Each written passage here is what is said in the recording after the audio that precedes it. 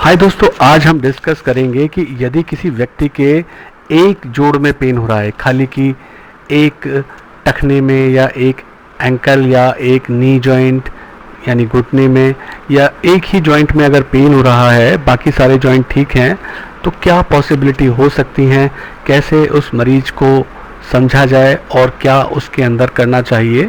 तो अगर हम समझें कि एक मिडिल एज का व्यक्ति है जिसको डायबिटीज़ है और उसको पिछले 2-3 दिनों से बिना किसी चोट के, बिना किसी इंजरी के अपने नी जॉइंट के अंदर पेन हो रहा है और वो पेन रातों रात बढ़ना शुरू हुआ और इतना हो गया कि अगले दिन उनको किसी न किसी मेडिकल हेल्प की ज़रूरत पड़ी।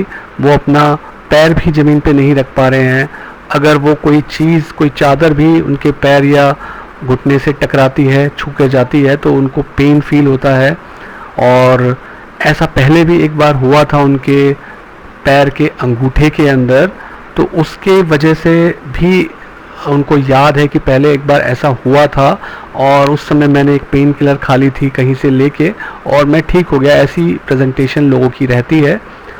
पता चलता है कि डायबिटीज़ के साथ साथ उनका वज़न भी ज़्यादा है और उस पर घुटने के ऊपर स्वेलिंग भी दिख रही है, थोड़ी रेडनेस भी दिख रही है। मूवमेंट करते हैं, चाहे वो खुद से करें या डॉक्टर चेक करें, दोनों ही पेनफुल होते हैं।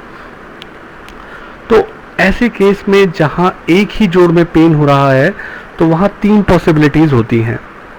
नंबर 1 कि कोई इंजरी हुई हो, ट्रॉमा। नंबर 2 कोई इन्फेक्शन हुआ हो। नंबर 3 कि माइक्रोक्रिस्टलाइन डिजीज़ हुई हो। तो ज़्यादातर केस में ऐसे पेशेंट किसी प्रकार के ट्रॉमा की हिस्ट्री को नकार देते हैं कि ऐसा कुछ नहीं हुआ है। अब बात आती है इन्फेक्शन या माइक्रोक्रिस्टलाइन यानी कि गाउट या स्यूडो गाउट की बात, यानी कि गठिया की बात। तो ऐसी हिस्ट्री के अंदर बहुत तेज़ी से जहाँ सिम्टम बढ़े, रातों रात जहाँ इतना तेज पेन होना शुरू हो गया, तो क्योंकि हिस्ट्री अगर ट्रॉमा की होती है तो आपको याद रहता है कि भाई मुझे पैर मुड़ा है या चोट लगी है। तो ज़्यादातर पेशेंट कहते हैं नहीं, पता नहीं, कुछ ऐसा हुआ तो नहीं है, बट हो सकता है कुछ हो गया हो, यानी कि वो श्योर नहीं है। तो इतना सीवियर पेन किसी ऐसी अनश्योर इंजरी में पॉसिबल नहीं होता है। अगर जो ऑनसेट ऑफ पेन है उसे होते होते कई घंटे लग गए हैं, तो ज़्यादा चांसेस हैं कि या तो वो कोई गाउट या स्यूडो गाउट है या इन्फेक्शन की कंडीशन हो सकती है। एक और रेयर कंडीशन होती है कि कुछ लोगों के अंदर खून में जो जमने की क्षमता होती है, जिसे हम कोएगुलेशन बोलते हैं, वो एबिलिटी ख़राब हो जाती है, तो उसकी वजह से जोड़ों में ब्लड इकट्ठा हो जाता है। बट ये एक रेयर चीज़ है, इसकी हिस्ट्री पहली बार होती है तब तो पेशेंट को नहीं पता होती, बट ज़्यादातर केसेस के अंदर ये पेशेंट को पता होती है, तो उसमें हमें कारण समझ में आ जाता है। तो वो भी एक कारण हो सकता है, बट ये रेयर है। तो अगर ऐसा हुआ है कि पेन धीरे धीरे बढ़ा है और बढ़ते बढ़ते कुछ दिन से कुछ हफ्तों में बढ़ा है, तो या तो वो माइल्ड इन्फेक्शन भी हो सकता है, क्योंकि स्ट्रॉन्ग इन्फेक्शन में तो रातों रात पेन बढ़ेगा और उसके साथ साथ फीवर का एसोसिएशन होगा। पर अगर वो पेन एकदम से और तेज़ी के साथ बढ़ा है, तो किसी ट्यूमर वाली कंडीशन को भी इनकार नहीं किया जा सकता है, उसके ऊपर भी नज़र रखनी होती है। तो जब आप पेशेंट से बात करके और हिस्ट्री लेते हैं कि कोई आपको बॉडी में रैशेस तो नहीं है, तो इससे आप गठिया बाई की किसी और बीमारी को रूल आउट करते हैं। कोई डायरिया तो नहीं हुआ है हाल फिलहाल में, या यूरिन में जलन तो नहीं हो रही है, आंखों में लाली तो नहीं आई है, तो ये भी एक और प्रकार की आर्थराइटिस की तरफ इशारा करता है, जिसे हम रिएक्टिव आर्थराइटिस बोलते हैं। उसके अलावा अगर हम गठिया या गाउट की बात करते हैं, तो वहाँ हिस्ट्री ली जाती है कि कोई ब्लड प्रेशर कम करने की दवाई तो नहीं लेते हैं, जिसमें ख़ास तौर से ऐसी चीज़ें हों जो यूरिक एसिड को बढ़ाती हों, यानी कि डायूरेटिक्स बीपी के अंदर, या पहले कभी रीनल स्टोन्स तो नहीं बने हैं, तो हो सकता है कि यूरिक एसिड के स्टोन्स पहले भी बने हों, या वो पेशेंट अल्कोहल का यूज़ बहुत ज़्यादा तो नहीं करते हैं, हाई प्रोटीन डाइट तो नहीं लेते हैं बहुत ज़्यादा। तो ये सारी हिस्ट्री आपको ऐसे जोड़ के दर्द के साथ साथ क्लियर करनी होती हैं। अगर ये फीवर जाता है, तो मतलब पेशेंट को फीवर की हिस्ट्री भी है और स्ट्रॉन्ग फीवर की हिस्ट्री है, तो वो इन्फेक्शन के फेवर में चली जाती है बात। कई बार वैसे इन्फ्लेमेशन यानी गाउट की कंडीशन के अंदर भी फीवर हो सकता है, और उसमें एक और ख़ास बात होती है गाउट के पेन के अंदर कि आप जब आराम कर रहे होते हैं तब भी आपके जोड़ में दर्द होता है, और वो जोड़ के मूवमेंट के साथ साथ पेन और भी ज़्यादा बढ़ जाता है। अब हम देखें कि जो हमारे वाले केस में उसने कोई ट्रॉमा की हिस्ट्री नहीं दी है, कोई ऐसे रिस्क फैक्टर के बारे में नहीं पता चला कि ब्लीडिंग हो गई हो जॉइंट के अंदर, तो हमें हीमार्थ्रोसिस वाली बात भी हमारी रूल आउट हो जाती है। तो इस प्रकार के एकदम से होने वाले पेन, स्वेलिंग और एक्सट्रीम पेन को हम गाउट या स्यूडो गाउट के फेवर में देखते हैं। तो इस प्रकार के जोड़ों के दर्द में आप उसके साथ साथ रिस्क फैक्टर भी देख रहे हैं कि उस पेशेंट को डायबिटीज़ है, और कोई अगर उसको इन्फेक्शन है जो कि ठीक नहीं हो रहा है तो वो भी डायबिटीज़ वाली कंडीशन को और अच्छे से एक्सप्लेन करता है। पर इन्फेक्शन के केस में आपको ऐसे पेन में इन्फेक्शन को भी एक कॉज मानना पड़ता है, उसके साथ साथ फीवर हो या ना हो तो उसको भी रूल आउट करना होता है। और ये भी समझना बहुत ज़रूरी है कि गाउट के साथ साथ इन्फेक्शन हो सकता है, क्योंकि डायबिटिक पेशेंट के अंदर इन्फेक्शन होने के चांसेस साथ में रहते हैं। तो इसको आप उस नी से फ्लूइड को निकाल के जांच के लिए भेजेंगे तो ये बात क्लियर हो जाएगी। क्योंकि अगर खाली गाउट होता है तो गाउट के अंदर उसके अंदर हम जो फ्लूइड को जांच के लिए भेजते हैं, जो सेल्स होती हैं, सेल काउंट जो होती है वो 2000 से 50,000 तक होती है। बट अगर ये सेप्टिक जॉइंट है तो सेल की काउंट 50,000 या उससे ज़्यादा भी हो जाती है। लेबोरेटरी टेस्ट भी हम भेजते हैं, ESR, CRP, यूरिक एसिड का काउंट कराते हैं, और हिस्ट्री के अकॉर्डिंग कुछ और तरीके की आर्थराइटिस जैसे RA फैक्टर, anti-CCP एंटीबॉडीज़, इन टेस्ट के लिए भी साथ में भेज देते हैं। CBC काउंट में, जिससे हमें WBC काउंट का पता लग जाता है कि कोई इन्फेक्शन है या नहीं है, उसके बारे में भी पता चल जाता है। कई बार आप ब्लड कल्चर्स भी साथ में भेज सकते हैं अगर आपको इन्फेक्शन की तरफ ज़्यादा शक है, आपने ब्लड भरे होने के चांसेस अगर आपको लग रहे हैं जॉइंट के अंदर, तो आप कोएगुलेशन प्रोफाइल PT-INR को भी चेक करा सकते हैं साथ के अंदर, और इसके साथ साथ आप जॉइंट को एस्पिरेट करके भेज सकते हैं।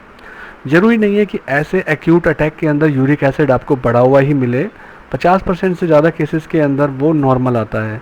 ज़्यादातर लोग सोचते हैं कि यूरिक एसिड का जो ब्लड का लेवल होता है वो उनकी बीमारी को बताता है, बट वो डायग्नोस्टिक टेस्ट नहीं होता है, वो सिर्फ एक सजेस्टिव टेस्ट है कि अगर यूरिक एसिड बढ़ा हुआ है तो आपका ये प्रॉब्लम हो सकती है।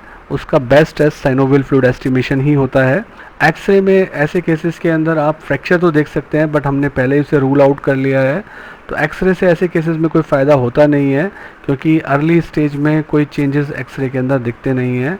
तो कई बार पेशेंट बहुत प्रेस करते हैं कि आप एक्सरे करा के देख लीजिए, शायद कुछ दिख जाए, बट अगर आपके असेसमेंट ठीक है तो नॉर्मली ऐसे केसेस में फर्स्ट अटैक में एक्सरे में कुछ आता नहीं है। ज़्यादा से ज़्यादा आपको सॉफ्ट टिश्यू शैडो स्वेलिंग की मिल सकती है।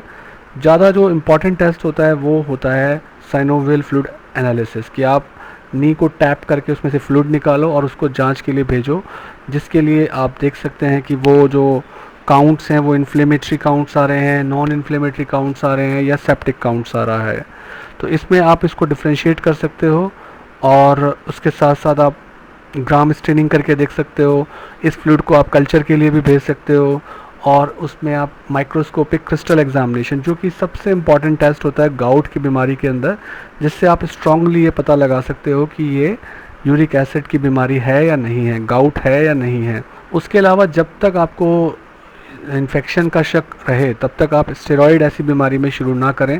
जैसे गाउट के अंदर कई बार स्टेरॉइड के लोकल इंजेक्शन लगाए जाते हैं, बट ये पहले पता लगाना बहुत ज़रूरी है कि कहीं उस पेशेंट को इन्फेक्शन तो नहीं है, क्योंकि ये ध्यान रखना है कि अगर ऑलरेडी नी में इन्फेक्शन है, आपने स्टेरॉइड का इंजेक्शन लगाया तो वो इन्फेक्शन को परपेचुएट कर सकता है, बढ़ा सकता है।